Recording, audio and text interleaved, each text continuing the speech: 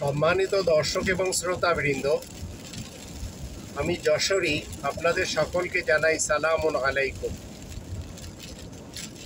ঢাকাতে আমার অনেকগুলি ভাই বোন রয়েছেন যারা কিনা মোহাম্মদ রসুল আল্লাহ এই উপাধি ধারণ করে চলতে পারেন। এই উপাধি যে সমস্ত ভাই বোনেরা ধারণ করে এই উপাধি চরিত্রের উপরে উপনীত হন, তাদের ভিতরে অনেকগুলি ভাই বোন ঢাকা শহরে রয়েছেন, আবার নিউ ইয়র্কে রয়েছেন, টরন্টোতে রয়েছেন, সিডনিতে রয়েছেন, ব্রিসবেনে রয়েছেন, আবার আরব দেশগুলিতেও রয়েছেন, মালয়েশিয়া এবং চায়নাতেও রয়েছেন, সিঙ্গাপুর এবং জাপানেও রয়েছেন, ইউরোপের সব দেশগুলিতে রয়েছেন। মোট কথা পৃথিবীর বিভিন্ন জায়গাতে তারা ছিটিয়ে ছুটিয়ে রয়েছেন। ইনারা যখন চলমান মোহাম্মদ রসুল আল্লাহ বুঝতে পারেন, তখন ইনাদের পূর্বেকার অতীতে যে আরব থেকে আমদানি করেছিলেন একজন ব্যক্তিকে, সেটি ইনারা ছেড়ে দিয়েছেন। এখন আমাদেরকে জানতে হবে, একটি মানুষ যদি এই উপাধি চরিত্রে আসতে চায় তাহলে তার করণীয় কী, এবং এটি কি যে কোনো ব্যক্তি মোহাম্মদ রসুল আল্লাহ এই উপাধি ধারণ করতে পারেন? এর জন্য আমরা কোরআনের কিছু আয়াত যদি দেখি, প্রথমে তো আমাদের জানতে হবে নাজিল কোথা থেকে হয় এবং ওহী কোথা থেকে হয়। 18 নম্বর সূরা আল কাহাফ এর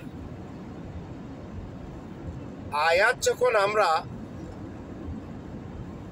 54-তে দেখি, সেখানে বলা হচ্ছে কোরআনে প্রত্যেকটি জিনিস বিস্তারিতভাবে যা মানুষের দরকার সেটি বলা হয়েছে। 17 নম্বর সূরা বানী ইসরাইলের 82 নম্বর আয়াতে বলা হচ্ছে ওয়ানুনাজ্জিলু মিনাল কুরআন, নাজিল হয় কোরআন থেকে। আল্লাহ বলেন, আমি কোরআন থেকে নাজিল করি। 29 নম্বর সূরা আল আনকাবুত এর 45 নম্বর আয়াতের শুরুতে বলা হচ্ছে উতলু মা ওহিয়া ইলাইকা মিনাল কিতাব, তুমি তিলাওয়াত করো লিখিত আল কিতাব থেকে যা তোমার দিকে ওহী করা হয়। এখন একজন মানুষ মুহাম্মদ হয় কখন?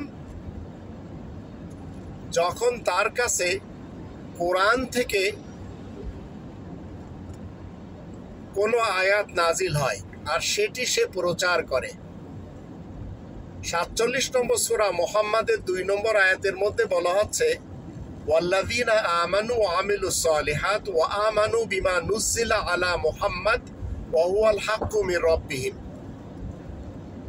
যারা ঈমান আনে এবং সংশোধনের কাজ করে আর যারা বিশ্বাস করে আয়াত প্রচারের কারণে প্রশংসিত মুহাম্মাদের উপরে যা কিছু নাজিল হয় তা তার রবের পক্ষ থেকে, তাদের রবের পক্ষ থেকে সত্য নাজিল হয়।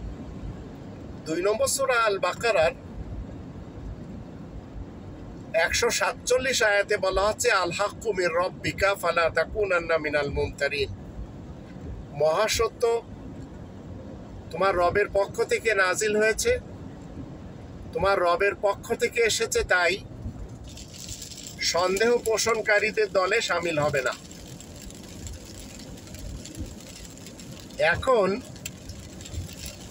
আপনারা যদি আয়াত প্রচারের কারণে প্রশংসিত মুহাম্মদ উপাধি ধারণ করেন, তাহলে করণীয় হলো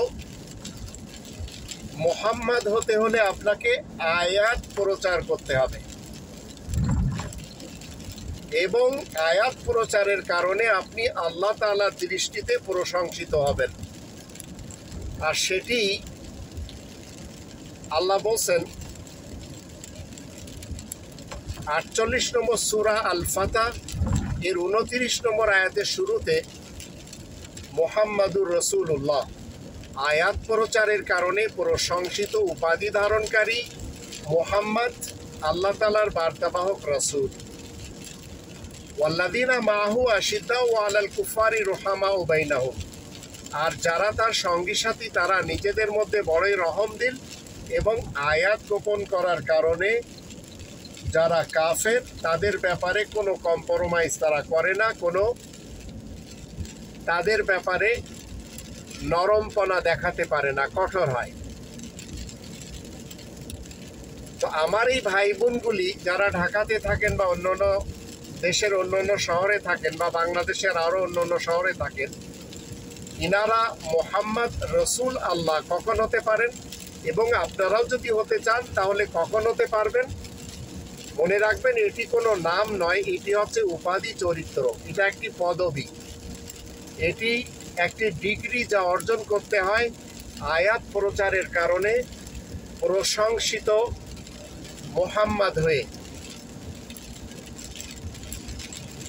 যখন আপনি আয়াত প্রচারের কারণে প্রশংসিত মুহাম্মদ হবেন, সাথে সাথে আপনি হবেন রসুল আল্লাহ, আল্লাহ তাআলার বার্তাবাহক রাসূল। আর এটি স্পেশালভাবে কোনো একজন ব্যক্তি যার নাম মুহাম্মদ আরব ইতিহাসের শুধু সে নয়, এবং তার ব্যাপারে কোরআন ডিনাই করে। 33 নম্বর সূরা আল আহজাবের 40 নম্বর আয়াত যখন আমরা পড়ি তখন আমরা দেখতে পাই সেখানে বলা হচ্ছে, মা কানা মুহাম্মাদুন আবা আহাদিন মির রিজালিকুম ওয়ালাকিন রাসূলুল্লাহ ওয়া খাতামান নাবিয়্যিন ওয়া কানা আল্লাহু বিকুল্লি শাইইন আলিমা। আয়াত প্রচারের কারণে প্রশংসিত উপাধি ধারণকারী মুহাম্মদ তোমাদের মধ্যকার কোনো পুরুষের বাবা দাদা নানা পরনানা না, কিন্তু মুহাম্মদ আল্লাহ তাআলার বার্তাবাহক রাসূল এবং সকল বিশেষ খবরদাতা নবীদের সিলমোহর। আর আল্লাহ প্রত্যেকটি জিনিস ভালো করে জানেন। আপনি যখন আয়াত প্রচার করবেন তখন আপনি হবেন মুহাম্মদ রসুল আল্লাহ। আয়াত প্রচারের কারণে আপনি প্রশংসিত উপাধি ধারণ করবেন মুহাম্মদ হয়ে, আর বার্তাবাহক হওয়ার কারণে আপনি হবেন রাসূল। তো আল্লাহ তাআলার বার্তাবাহক ও রাসূল মুহাম্মদ, এটি অর্জন করার জন্য আপনাকে আয়াত প্রচার করতে হবে। আর আয়াত প্রচার করতে হলে আপনাকে আয়াত জানতে হবে। আর আপনি যদি আয়াত না জানেন তাহলে আপনি আয়াত প্রচার করবেন কিভাবে? আর এই চরিত্র মুহাম্মদ, এই রাসূলের চরিত্র, এটি কখনো মরে না এবং এটি কখনো হত্যা হয় না, কিন্তু যে ধারণ করে সে মরে এবং সে হত্যাও হয়।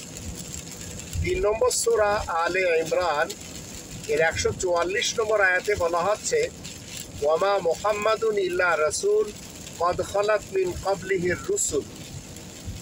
আয়াত প্রচারের কারণে প্রশংসিত মুহাম্মদ উপাধির ধারক একজন বার্তাবাহক রাসূল, তাছাড়া আর কিছুই নয়।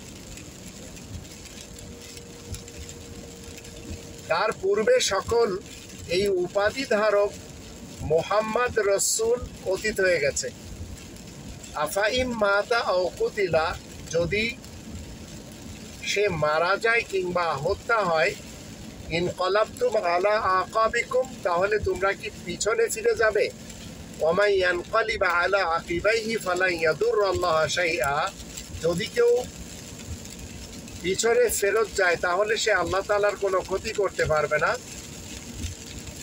ওয়াসায়াজিল্লাহু শাকিরিন, আর অচিরেই আল্লাহ তাআলা কৃতজ্ঞ যারা তাদেরকে উত্তম প্রতিদান দিবেন। তো যে সমস্ত ভাই বোনদেরকে আমি বুঝাতে পেরেছি এবং যারা বুঝতে পেরেছে তারা মুহাম্মদ রসুল আল্লাহ এই চরিত্র তখন ধারণ করতে শিখেছে যখন তারা আয়াত প্রচারের কারণে প্রশংসিত উপাধি ধারণ করে রসুল আল্লাহ হয়।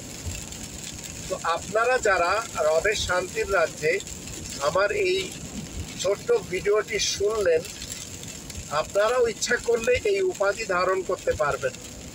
তবে আপনাদের জানতে হবে যে আয়াত প্রচারের কারণে প্রশংসিত মোহাম্মদ উপাধি ধারণ করা যায়, অন্যথায় যায় না। তো এখন যারা আয়াত প্রচার করতে জানে না বা আয়াত জানে না, তারা মোহাম্মদুর রসুলুল্লাহর সঙ্গী সাথী হতে পারে। তাই আসুন আমরা সবাই চেষ্টা করি কিভাবে আমরা আয়াত প্রচার করে মোহাম্মদ রসুলাল্লাহ উপাধি ধারণ করব, অন্যথায় আমরা মোহাম্মদ রসুল আল্লাহ তার সঙ্গী সাথী হয়ে জীবন কাটাবো। যেমন আমার কিছু ভাই বোনেরা বাংলাদেশের এবং বিভিন্ন দেশের বিভিন্ন শহরে তারা রয়েছেন।